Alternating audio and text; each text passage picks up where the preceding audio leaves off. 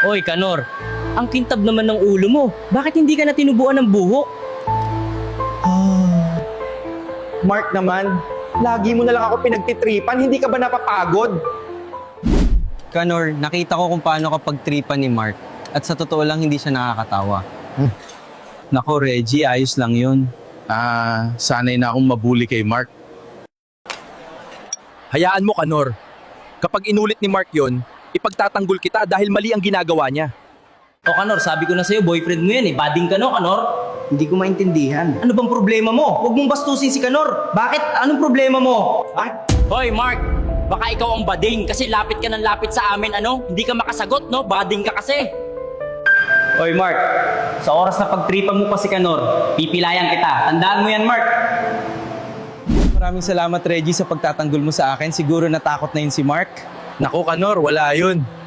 Magkaibigan naman tayo, kaya ako ang bahala sa'yo. Sa wakas, hindi na din ako mabubuli. Maraming salamat at nagkaroon ako ng kaibigang kagaya ni Reggie. Nanay, nandito na po ako. Namiss ko kayo, Nanay. Gutom na po ba kayo? Oo, anak ko. Gutom na ako. Tara, kumain na tayo. Reggie, anak. Total tayo na lang din dalawa ang nandito. Makikiusap sana ako, anak. Huminto ka muna sa pag-aaral dahil wala akong kasama dito. Paano, Nanay? Ang pangarap kong makapagtapos ng pag-aaral. Pero sige, para lagi ko kayong nababantayan dito. Bakit wala pa si Reggie? Anong oras na baka may sakit kaya hindi nakapasok ngayon. Ang hirap pa naman kapag wala yung kaibigan ko na yun. Sana tama ang desisyon ko na ito. Na huminto sa pag-aaral, alang-alang sa nanay ko. Ilang araw nang hindi pumapasok ang kaibigan ko na yun. Ano na kayang nangyayari sa kanya? Bakit hindi na siya pumapasok? Nanay ko, bakit ngayon pa, nanay ko? Ang daya-daya mo naman, nanay. Bakit mo ako iniwan? Mahal na mahal kita, nanay ko. Nanay ko, miss na kita. Ang daya mo, nanay ko, kasi iniwan mo ako. Sana masaya ka na kung nasaan ka man ngayon. Nanay ko, gabayan mo ako palagi. Hoy, Reggie, total wala na din ang nanay mo. Pwede bang umalis ka na dito dahil sobrang habang palubit na ang binigay ko sa inyo?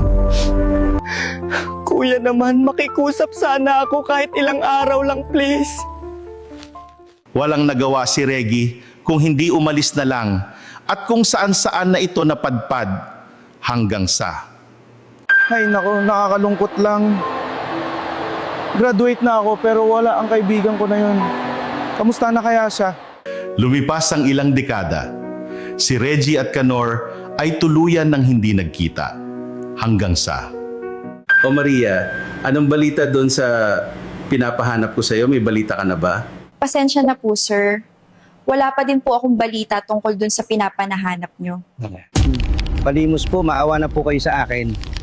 Kanor, ikaw ba yan? Kanor. Sino ka? Kanor ako. Ito si Reggie, yung kaibigan mo ng high school. Natatandaan mo pa ba ako?